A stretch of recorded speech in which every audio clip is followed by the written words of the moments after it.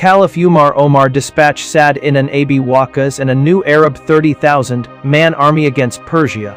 Sa'd defeated a Sassanid Persian force of 50,000 men under Rustam in the Battle of al-Qadisiyyah during the 16th of November -636.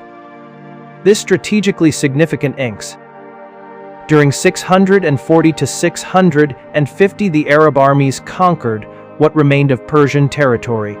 Following decisive Muslim-Arab victories in the Battle of Ram Hormuz in 640 and the Battle of Nahavand in 641, organized Persian resistance came to an end.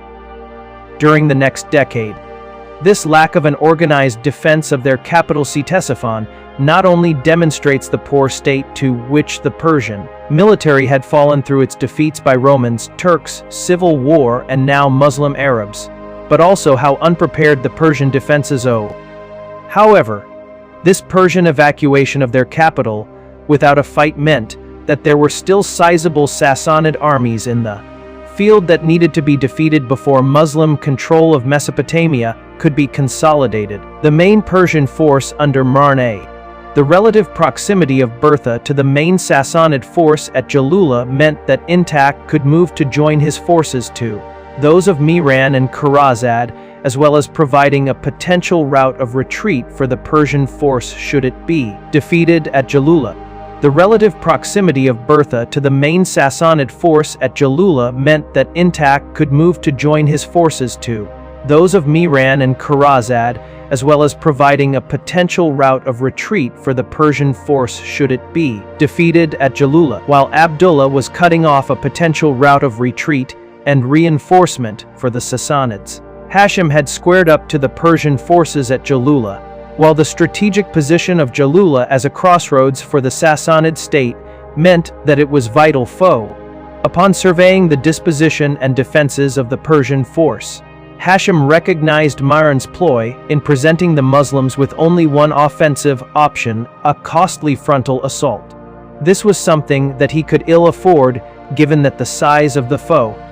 The battle therefore began with a Muslim attack on the defenses of Jalula, only for them to retreat under the hail of Persian archers and artillery. Miran took this as a sign that his plan was working and that the Muslim forces were on the verge of break. Whatever the order of events, Jalula had fallen to Hashim by the end of 637. The Muslim general then sent Kaka after those Persian forces under Miran who had managed to escape. The cavalry commander caught up to them at the city of Kanakin, some 15, with the emperor gone and only a modest garrison left to defend it.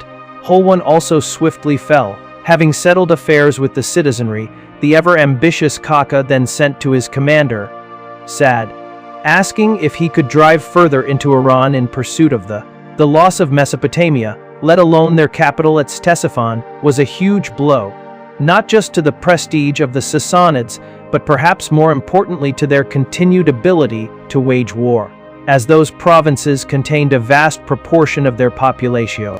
The remainder of Yazdegerd's troops now engaged in a disorderly retreat and became ensnared in the traps originally intended for al-Hashim. The ensuing Arab pursuit resulted in 100,000 Sassanians being killed. Much booty and goods were then captured from the. After the defeat at Jalula, the battered remains of the Sassanian Gund were dispatched to engage the Arabs at Khuzestan and Persis. The city of Ahwaz in Khuzestan fell, allowing the Arabs to break into Persis proper. Bahrain Island in the Persian Gulf was